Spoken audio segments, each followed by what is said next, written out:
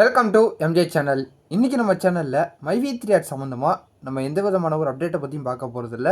So இதில் நான் அப்ளைனரில் இருக்கக்கூடியவங்களுக்கு ஒரு வேண்டுகோள் வைக்கிற விதத்தில் நான் அந்த வீடியோ போட்டுட்ருக்கேன்.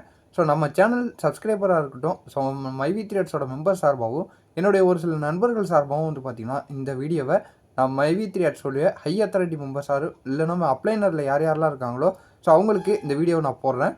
ஸோ என்னதான் மைவி3 ஆடை பற்றி நிறைய பேர் ஒரு பாசிட்டிவான தகவல்களை சோஷியல் மீடியாவில் சொல்லிக்கிட்டு இருந்தாலும் ஸோ அஃபிஷியலான சேனலில் ஒரு நம்பிக்கை அளிக்க வகையில் இல்லை. ஸோ எங்களுக்கு வந்து பார்த்திங்கன்னா ஒரு போதுமான அளவுக்கு எங்களுக்கு நம்பிக்கை வரல. எதுக்காக எல்லோரும் அமைதியாக இருக்கிறாங்க? யூடியூபர் மட்டும்தான் வந்து பார்த்திங்கன்னா பேசிக்கிட்டு இருக்காங்க. ஸோ பல யூடியூப் சேனலில் பல மாதிரி போட்டால் கூட அஃபிஷியலான யூடியூப் சேனலில் ஏன் வரல? சரி, எம்டி சார் தான் பேசக்கூடாது அப்படின்னு சொல்லிட்டு கோர்ட்லேருந்து வந்து பார்த்திங்கன்னா ஒரு ரெஸ்ட்ரிக்ஷன் கொடுத்துருக்குறாங்க.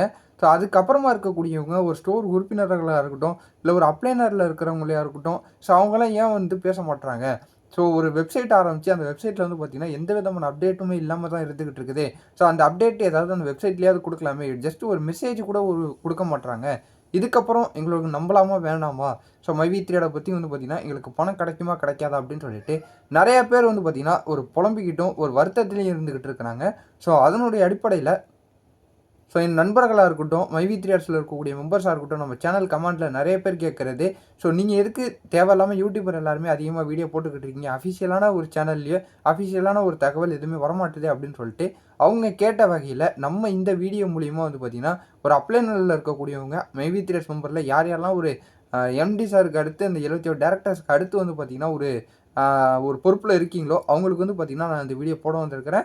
ஸோ மக்களுக்கு வந்து பார்த்திங்கன்னா ஏதாவது ஒரு வகையில் ஒரு நம்பிக்கை அளிக்கக்கூடிய வகையில் வந்து பார்த்திங்கன்னா நீங்கள் இந்த ஒரு மெசேஜை தெரியப்படுத்தணும். அப்படி இருந்தால் மட்டும்தான் வந்து பார்த்திங்கன்னா மக்களுக்கு இன்னும் கொஞ்சம் ஒரு பாசிட்டிவாக இருப்பாங்க.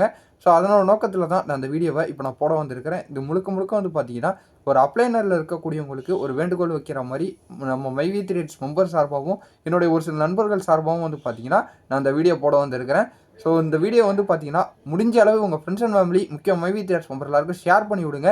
ஸோ இது எல்லாருக்கும் வந்து பார்த்திங்கன்னா இது அப்ளைனர் பார்க்குறது வரையும் ஷேர் பண்ணுங்கள். அப்போ தான் வந்து பார்த்திங்கன்னா அவங்க நம்ம வீடியோவை பார்த்துட்டு வேறு ஏதாவது ஒரு முறையில் எல்லாருக்கும் ஒரு பாசிட்டிவான ஒரு தகவலை தெரிவிக்கிறதுக்கு ஒரு வாய்ப்பாக அமையும். ஸோ மறக்காமல் இந்த வீடியோக்கு எல்லாருக்குமே ஷேர் பண்ணி விடுங்க. இதே மாதிரி வேறு ஏதாவது நல்ல தகவலோட வேறு ஏதாவது பாசிட்டிவான தகவல் இருந்தாலும் நான் உங்களை அடுத்தடுத்த வீடியோவில் வந்து பார்க்குறேன்.